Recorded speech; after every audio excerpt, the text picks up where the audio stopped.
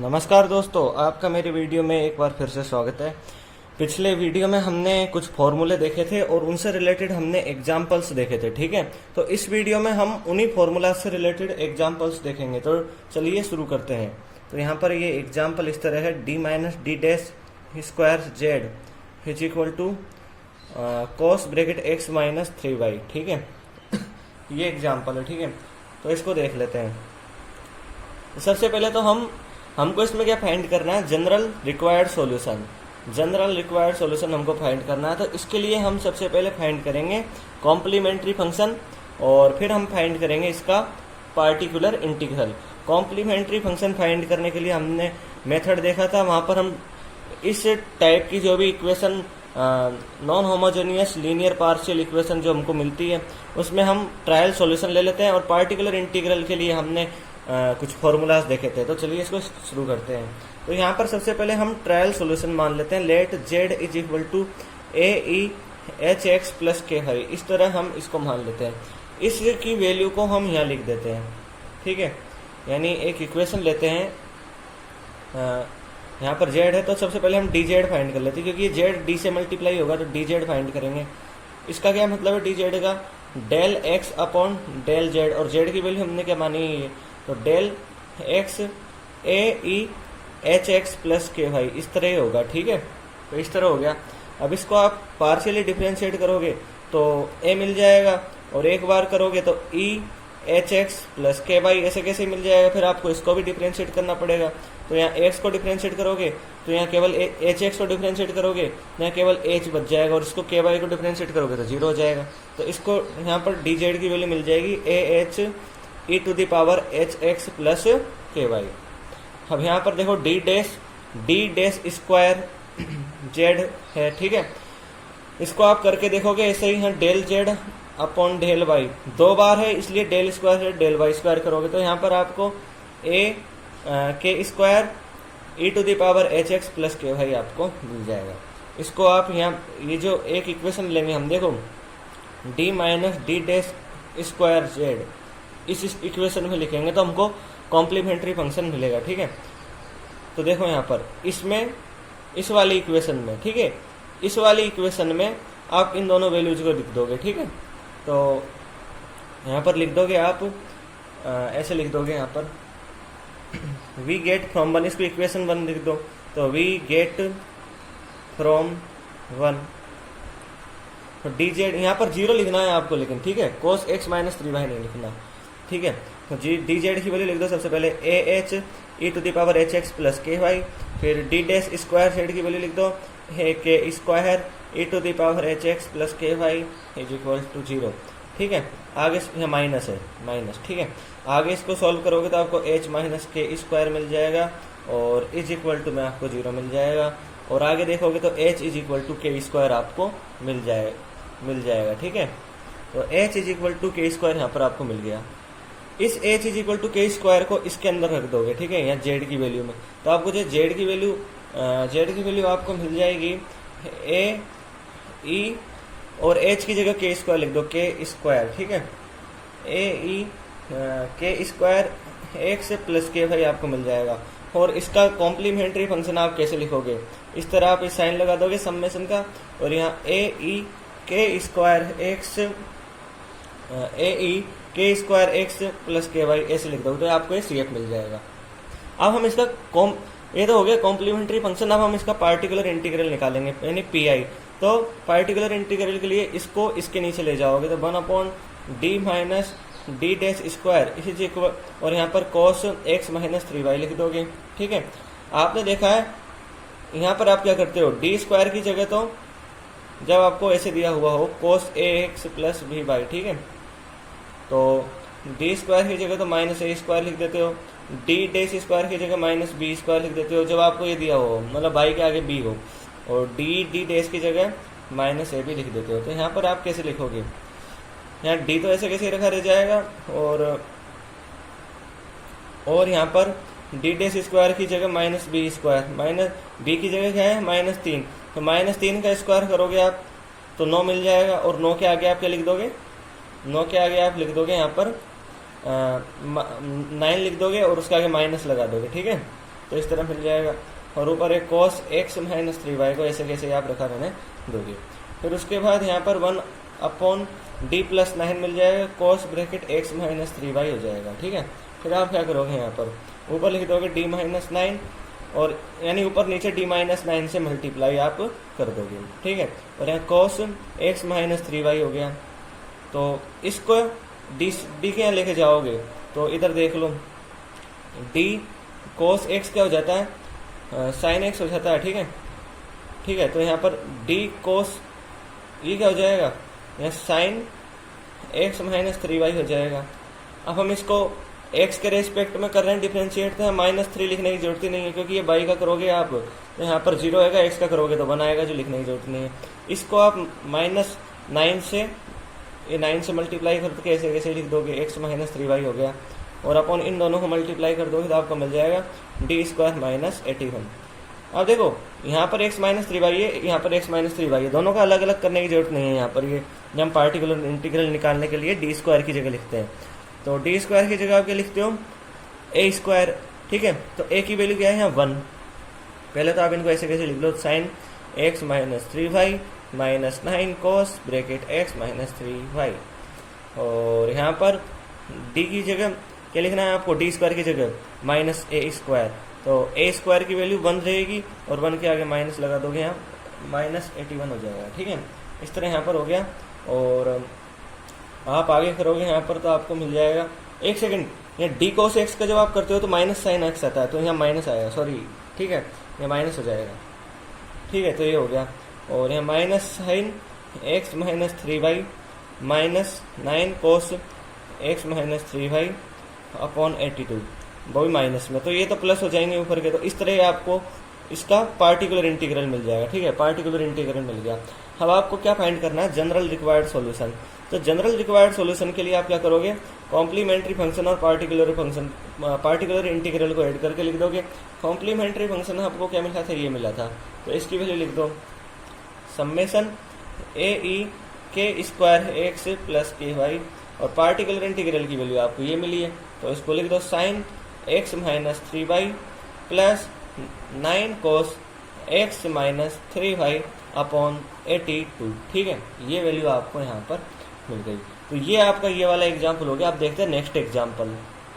तो देखो यहाँ पर नेक्स्ट एग्जाम्पल, तो इस एग्जाम्पल में देखो क्या दिया हुआ है, यहाँ पर दिया हुआ है 3d dash minus 2d dash square minus d dash. ठीक है, ये आपको दिया हुआ है, is equal to sine 2x plus 3y। सबसे पहले तो हम इसका कॉम्प्लीमेंट्री फंक्शन निकालेंगे। तो जो ये इक्वेशन है वो कैसे लिखी जा सकती है, ये आगे। तो given equation can be written as, ठीक है, given equation can be written as, ऐसे लिख सकते हो। देखो यहाँ डी डैश कॉमन ले लोगे आप इस इक्वेशन में, तो अंदर बच जाएगा 3d minus 2d dash minus 1 और is equal to sine 2x plus 3y। अब आप यहाँ पर क्या फाइंड करोगे, कॉम्प्लीमेंट्री फंक्शन। कॉम्प्लीमेंट्री फंक्शन देखो यहाँ पर आप इसके रेस्पेक्ट में फाइंड करोगे डी डैश। तो ये डी डैश देखो, जब ये डी डैश है तो यहाँ पर क्या हो रहा है, यहाँ पर देखो आप पहले तो ये इक्वेशन आप इस वाली इससे करते हो, B D minus A D dash minus C is equal to 0 होता है। तो आप क्या लिख देते हो, complementary function e to the power C X upon B और 5by प्लस ए एक्स, ऐसे लिख सकते, ऐसे लिख देते हो। लेकिन यहाँ डी डैश है, केवल ये दिया हुआ है, यानी यहाँ पर b की वैल्यू आपको क्या मिलेगी, 0। तो यहाँ b की वैल्यू 0 लिख दोगे, e to the power C X upon 0, तो यहाँ पर e to the power infinite हो जाएगा, तो ये तो गलत हो जाएगा यहाँ पर। तो आप जब यहाँ डी डैश ही दिया हुआ है यानी b की वैल्यू 0 है, तो इस फॉर्मूला की जगह आपको ऐसे लिखना पड़ेगा C F is equal to E to the power minus C Y, E to the power minus C Y, और ऐसे लिखोगे upon A to the power minus C Y, और अपॉन में आएगा यहाँ पर ए दिया हुआ है तो ए आ जाएगा, और 5 में ए एक्स आ जाएगा, ऐसे हो जाता है। इस फॉर्मूला से आप करते हो इसको, ठीक है। तो यहाँ पर कॉम्प्लीमेंट्री फंक्शन में यहाँ पर केवल आपको डी डैश के आगे यानी केवल ए की वैल्यू दी हुई है, और ए की वैल्यू आपको मिल रही है इस जगह पर। इस जगह पर ए की वैल्यू आपको 1 मान के चलोगे, ठीक है।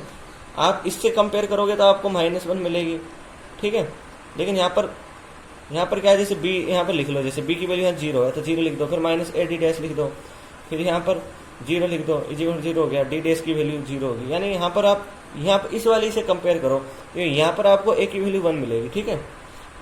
तो ऐसे होएगा। सी एफ के लिए इस वाले फॉर्मूला में वैल्यू रखो, तो ई माइनस सी की वैल्यू 0 दी हुई है, बाई लिख दो, और ए की वैल्यू 1 है, और फाइव के अंदर ए की भी जगह 1 लिखोगे तो यहाँ एक्स का एक्स आपको मिल जाएगा, और आगे सोल्व करोगे तो फाइव एक्स मिल जाएगा, क्योंकि ये ई टू दी पावर 0 होएगा जिसकी वैल्यू 1 होएगी।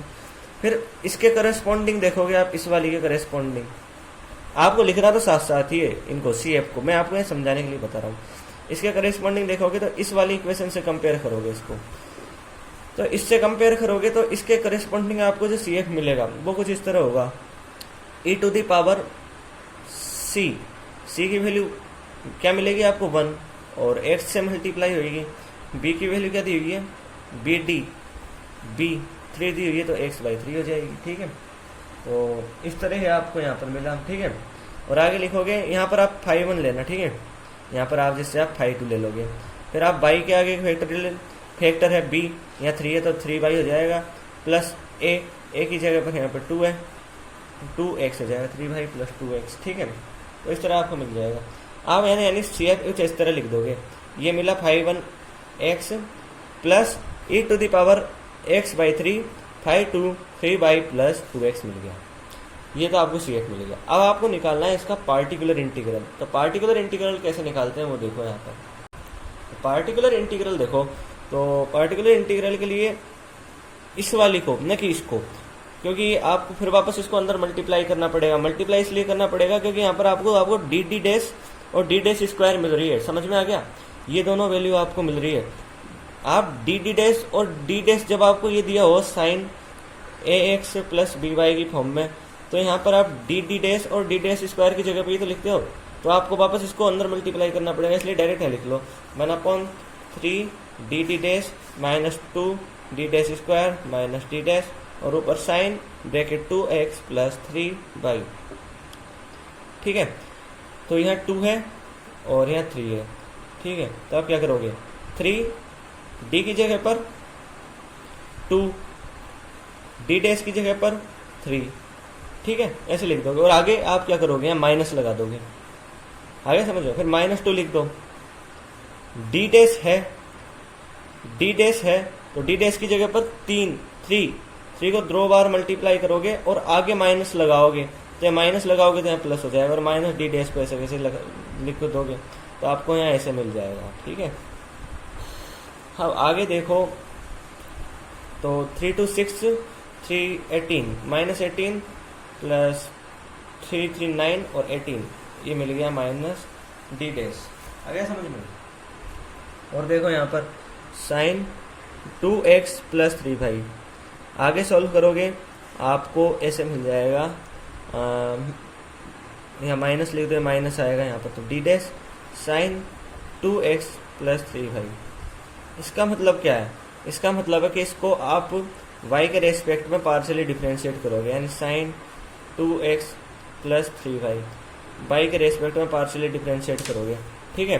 तो आपको क्या मिल जाएगा यहाँ पर, ये तो आप करना जानते हो तो ईजी है।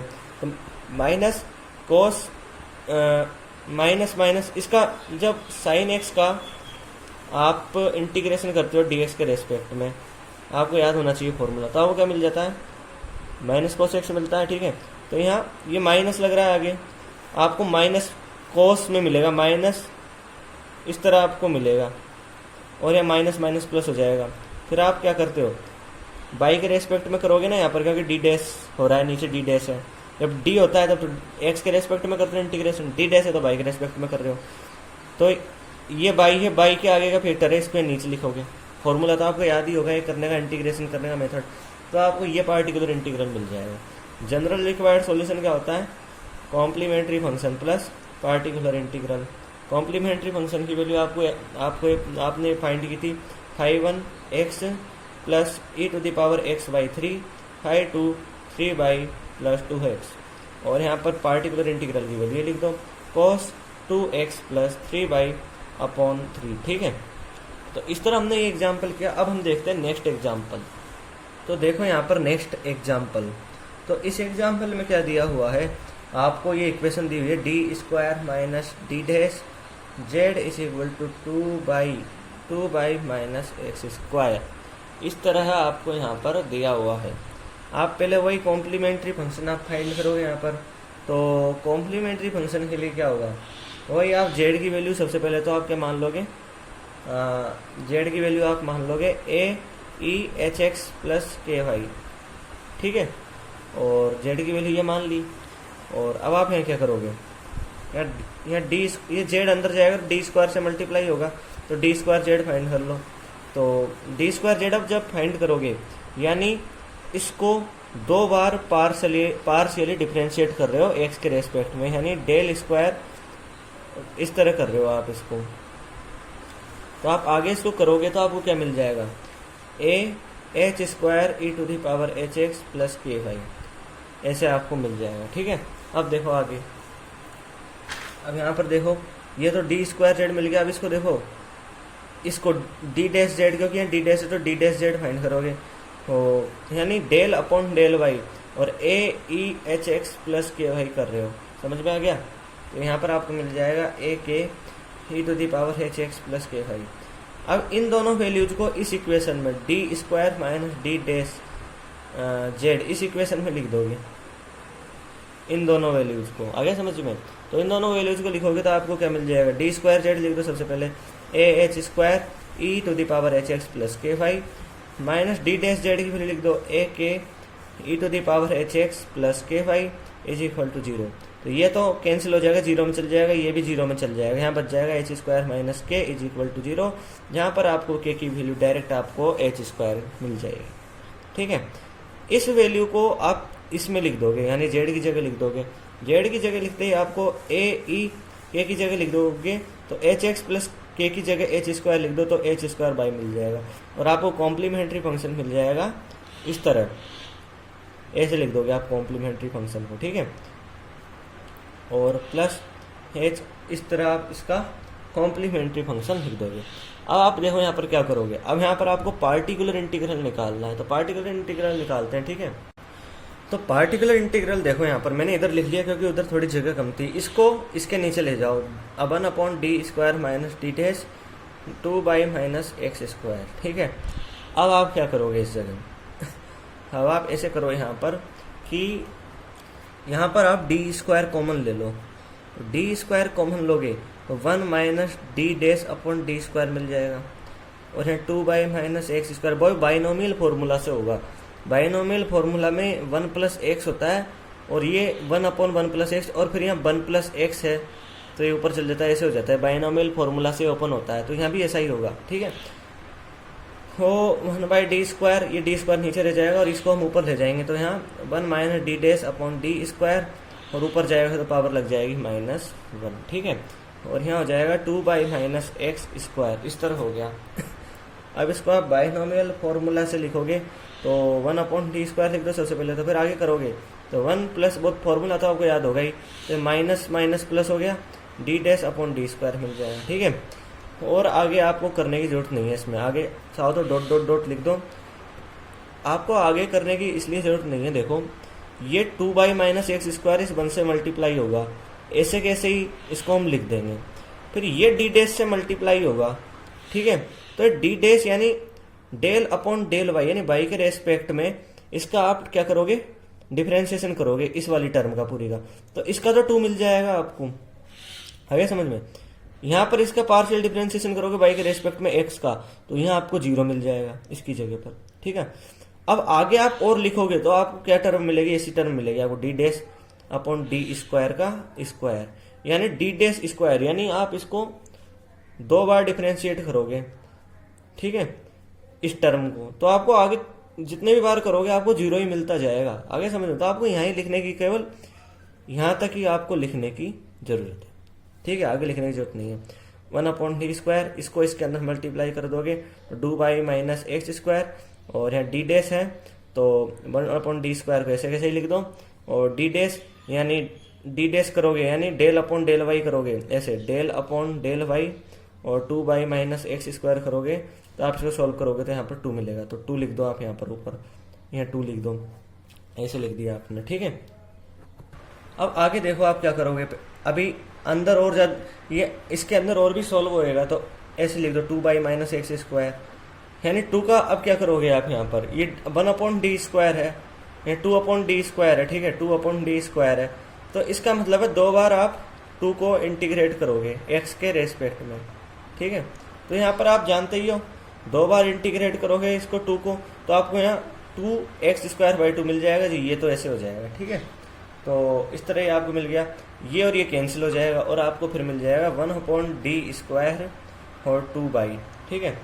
अब आप क्या करोगे यहाँ पर देखो, यहाँ पर ये पार्शियल इंटीग्रेट हो रहा है, यानी ये बाई कांस्टेंट की तरह हो जाता है यहाँ पर, यानी ये बाई है कांस्टेंट की तरह काम करेगा। अब ये d² है यहाँ, तो 1/d², इसका मतलब होगा कि आप इसको 2 बार आप इसको क्या कर रहे हो, x के रेस्पेक्ट में डिफरेंशिएट कर रहे हो। लेकिन अब बाई क्या हो गया, कांस्टेंट है इसलिए बाहर आ जाएगा, तो बाई बाहर आ जाएगा। और जब आप 2 यहाँ बचेगा 1, तो 1 को 2 बार इंटीग्रेट करोगे x के रेस्पेक्ट में, तो आपको x² 2 मिल जाएगा। तो यहाँ पे आपको 2 × x² 2 मिल जाएगा, 2 से 2 कैंसिल हो जाएगा, x² आपको मिल जाएगा। तो इस तरह आपको ये पार्टिकुलर इंटीग्रल मिल गया और आपको जनरल रिक्वायर्ड सॉल्यूशन होगा, वो आप कैसे लिख दोगे, complementary function plus particular integral, ऐसे आप इसको लिख दोगे। तो कॉम्प्लीमेंट्री फंक्शन आपको क्या मिला था, कॉम्प्लीमेंट्री फंक्शन आपको मिला था यहाँ पर, या समेशन का साइन और a, इस तरह आपको कॉम्प्लीमेंट्री फंक्शन मिला था, ठीक है।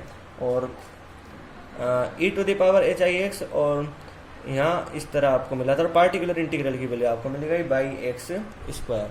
यहाँ पर देख सकते हो ये a और जो यहाँ पर h, 1 मिनट यहाँ पर इधर लिखोगे आप, तो यहाँ पर जो h a है, ai और ये hi, ये क्या है, ये आर्बिट्रेरी कांस्टेंट है, ये भी लिख देना आप, आर्बिट्रेरी कांस्टेंट, ठीक है।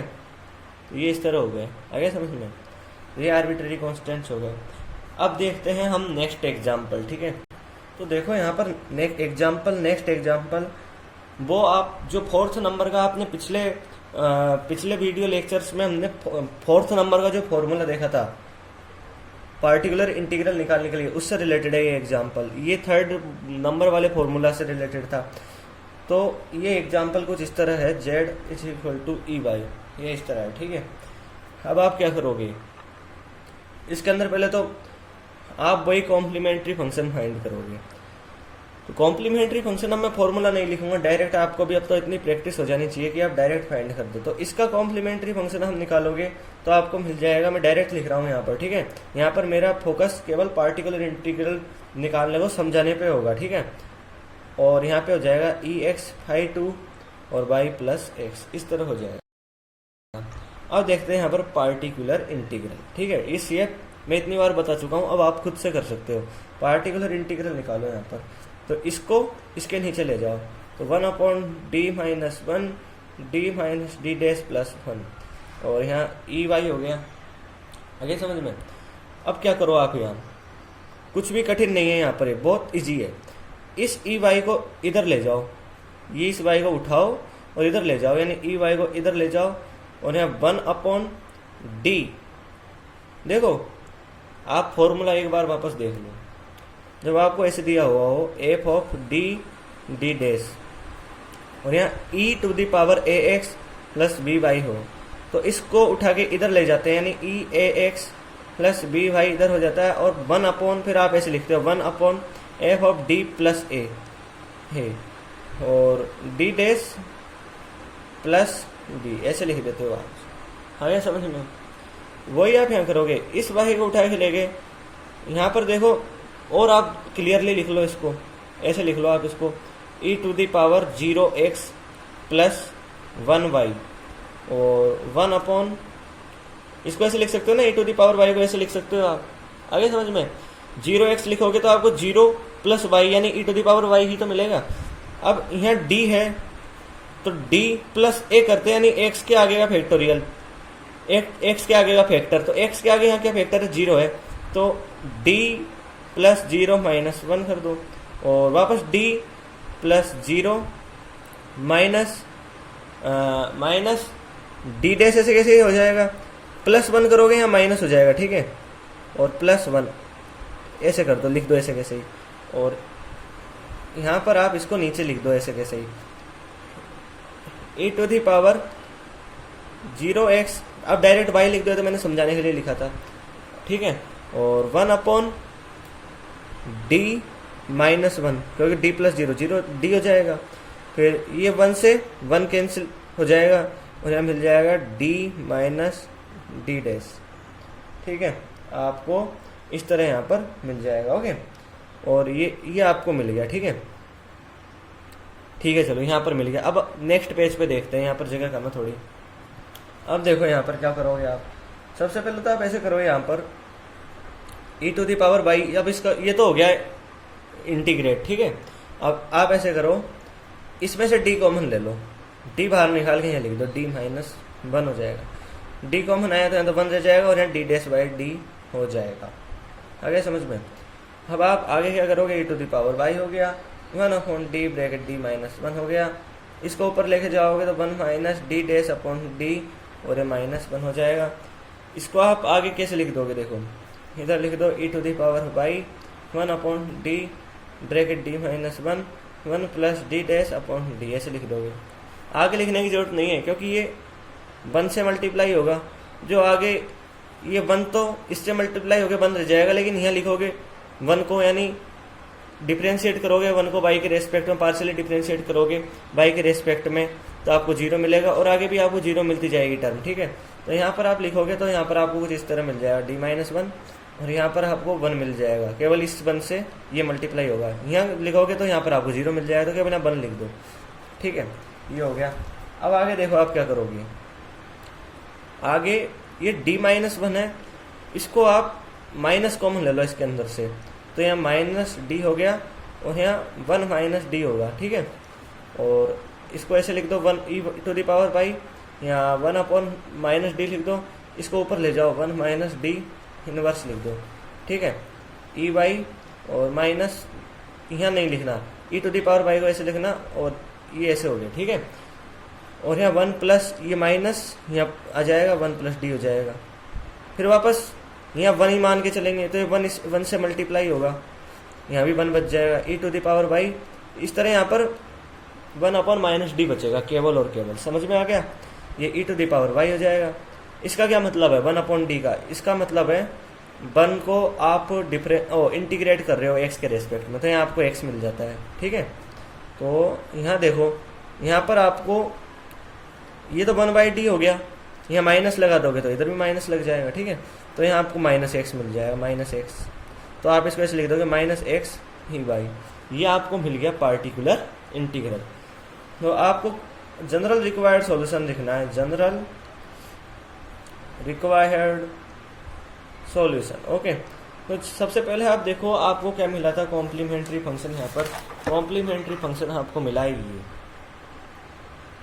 इसको ऐसे कैसे ही आप लिख दोगे, यहाँ पर लिख दो e⁻x -1 y plus e⁻x 2y और प्लस x, और इसको लिख दो -x, ठीक है, ये पार्टिकुलर इंटीग्रल लिख दिया, नहीं इसको नहीं, इसको लिखो -x e/, ये पार्टिकुलर इंटीग्रल, ये तो हमने लिख दी कॉम्प्लीमेंट्री फंक्शन की वैल्यू, CF की वैल्यू, ये हमने लिख दी पार्टिकुलर इंटीग्रल की वैल्यू। इस तरह हमको यहाँ पर जनरल रिक्वायर्ड सॉल्यूशन मिल गया, ठीक है। तो इस तरह हमने 4 फॉर्मूला देखे थे, ठीक है, और उन चारों फॉर्मूला से रिलेटेड हमने एग्जाम्पल देखे, ठीक है। अब हम आगे जो मिससेलेनियस एग्जाम्पल है वो भी आसानी से कर सकते हैं, एक हम मिससेलेनियस एग्जाम्पल देख लेते हैं, ओके। तो देखो मिससेलेनियस एग्जाम्पल आपको कैसे दिया हुआ है, यहाँ पर एक मिससेलेनियस एग्जाम्पल दिया हुआ है, इसमें आपको ये दी हुई है equation d² - dt dash plus d dash -1 bracket z = cos bracket x + 2y plus e⁻y।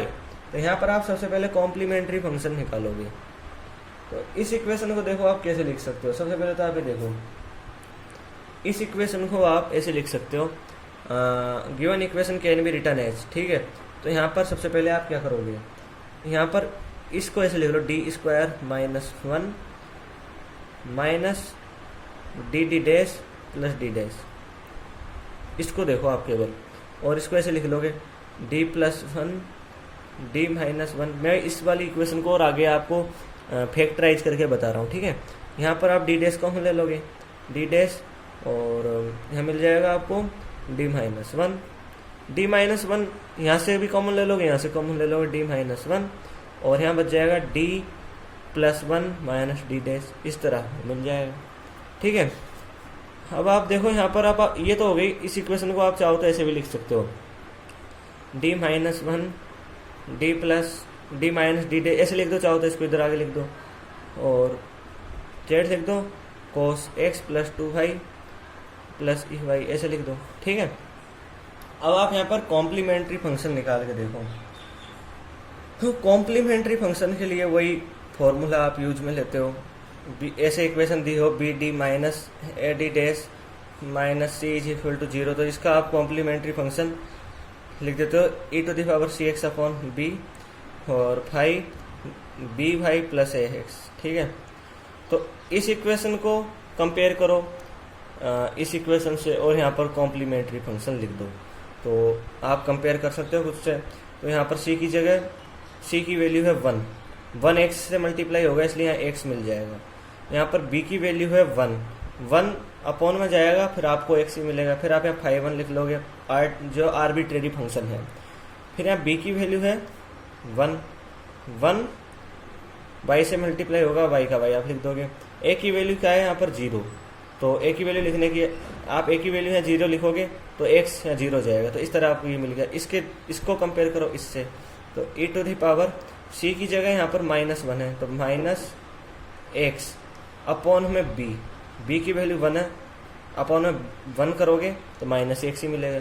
फिर 5 ब्रैकेट y के आगे b है, यहाँ भी b की वैल्यू क्या है 1, तो y का y लिख दो। a की वैल्यू क्या है यहाँ पर 1, तो x, इस तरह आप लिख दोगे, ठीक है। तो ये हो गया इसका कॉम्प्लीमेंट्री फंक्शन, ठीक है। अब यहाँ पर हमारा फोकस रहेगा पार्टिकुलर इंटीग्रल पे। तो पार्टिकुलर इंटीग्रल के लिए इसको इसके नीचे ले जाओ, 1 upon d² minus D dash plus D dash minus 1 cos x plus 2y और प्लस e⁴y, ठीक है। तो आप पहले पार्टिकुलर इंटीग्रल देखोगे, पहले इसके करेस्पॉन्डिंग देख लो, pi corresponding to cos x plus 2y, ठीक है, पार्टिकुलर इंटीग्रल।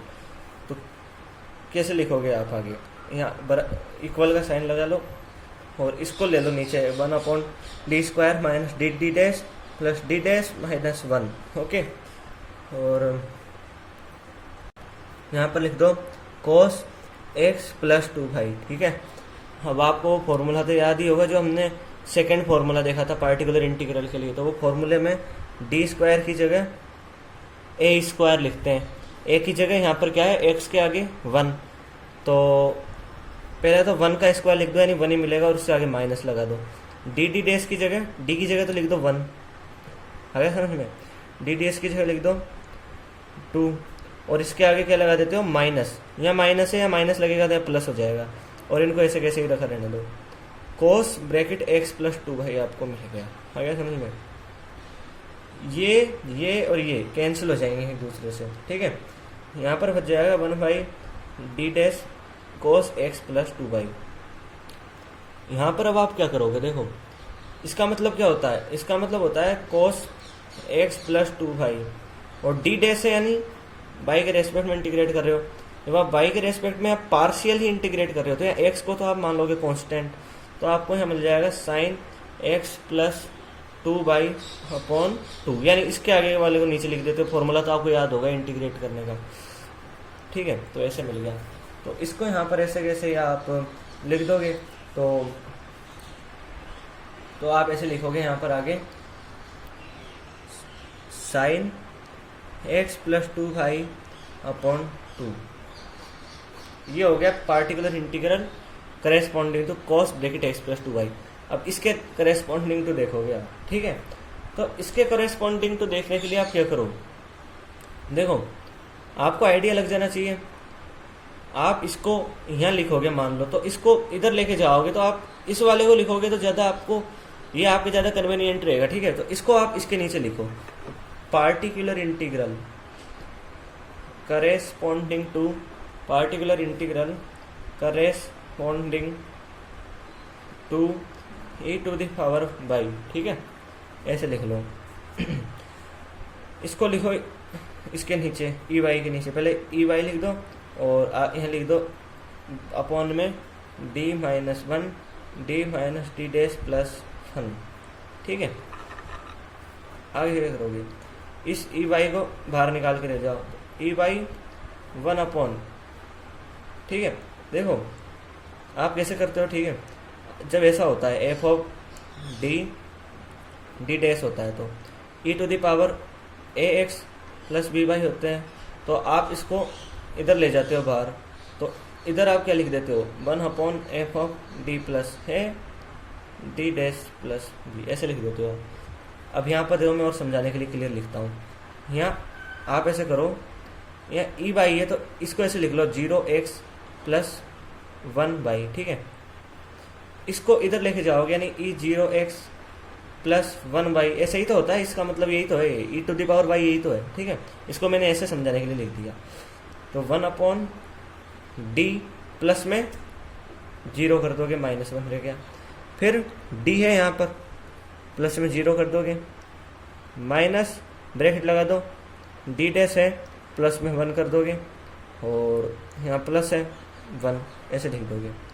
आगे क्या मिल जाएगा देखो आपको, ई टू द पावर, इसको बाई लिख दो अब, ठीक है। अब पहले तो मैंने समझाने के लिए लिखा था, 1 अपॉन डी माइनस 1 मिल गया, और यहाँ पर देखो ये माइनस है तो यहाँ पर माइनस, पहले तो डी लिख दो, डी माइनस डी डैश मिल जाएगा, यहाँ माइनस 1 मिलेगा जो प्लस 1 से कैंसिल हो जाएगा, ठीक है। तो इस तरह आपको यहाँ पर ये मिल गया। अब आगे देखो ई टू द पावर बाई, यहाँ पर डी कॉमन ले लो, 1 अपॉन डी कॉमन ले लो, इसमें से माइनस कॉमन ले लो, यहाँ तो 1 माइनस डी मिल जाएगा और यहाँ पर 1 minus D dash upon D मिल जाएगा, क्योंकि यहाँ से अपन ने डी कॉमन लिया है इसमें से, ठीक है, और यहाँ से हमने माइनस कॉमन लिया है, ठीक है। तो यहाँ माइनस बाहर आ गया, माइनस डी यहाँ पर बाहर आ गया, ठीक है। और आगे से करो, अभी हम इसको पहले तो माइनस डी ऐसे कैसे लिख दो, इसको ऊपर ले जाओ, तो यहाँ पर 1 minus D dash upon D और ये मिल जाएगा, is equal to E to the power by 1 upon minus D 1 minus D और 1 plus D dash upon D हो जाएगा। ये मैंने अभी पिछले एग्जाम्पल में ही आपको सोल्व करके बताया था, जहाँ पर आपको क्या मिल रहा था, आपको याद होना चाहिए। यहाँ पर आपको मिल रहा था ये 1 मान लोगे, इस 1 से मल्टीप्लाई होगा, ठीक है, ठीक है। तो यहाँ पर ई टू द पावर बाई ऐसे मिल गया, ठीक है, इस तरह आपको मिल गया। फिर आगे आप इसको ऊपर ले जाओगे, ई टू द पावर वाई हो जाएगा और यहाँ 1 अपॉन माइनस डी रहेगा, ऊपर जाएगा 1 माइनस डी का इन्वर्स हो जाएगा, समझ में आ गया। फिर आप ऐसे लिखोगे E to the power 1 minus D, यहाँ 1 प्लस डी लिखोगे, यहाँ 1 मान लोगे, ये 1 इससे तो देखो ये 0 हो जाएगा, इससे डिफरेंशिएट होगा, तो यहाँ 1 से ही मल्टीप्लाई होगा, ई वाई अपॉन इस तरह आपको मिलेगा। इसका मतलब होता है 1 को आप इंटीग्रेट कर रहे हो एक्स के रेस्पेक्ट में, 1 बाई डी का मतलब होता है आपको एक्स मिल जाता है। यहाँ माइनस है तो यहाँ माइनस लगा दो, तो यहाँ माइनस एक्स ई वाई मिल जाएगा, ठीक है। तो ये आपको पार्टिकुलर इंटीग्रल मिल गया corresponding to E Y E to the power Y. तो यहाँ पर जनरल रिक्वायर्ड सॉल्यूशन क्या हो जाएगा, C F plus P I. तो सी एफ आपको क्या मिला था, यहाँ पर सी एफ की वैल्यू आपको ये मिल गई थी यहाँ पर ये, ठीक है। तो इसको ऐसे कैसे लिख दो, E to the power X 5 by plus E to the power minus X 5 by plus X. Particular integral लिखोगे अब आप यहाँ पार्टिकुलर इंटीग्रल, तो corresponding to cos X plus 2 by आपको ये मिली थी, तो इसको लिख दो sine X plus 2 by upon 2, और करेस्पॉन्डिंग टू ई वाई आपको मिली थी ये, इसको लिख दो यहाँ पर minus X E to the power Y. तो ये आपको जनरल रिक्वायर्ड सॉल्यूशन मिल गया। तो इस तरह हमने ये एग्जाम्पल देखे, और यदि आपको मेरा वीडियो अच्छा लगा हो तो इसको लाइक कीजिए, अपने दोस्तों में शेयर कीजिए और मेरे चैनल को सब्सक्राइब कीजिए। धन्यवाद दोस्तों।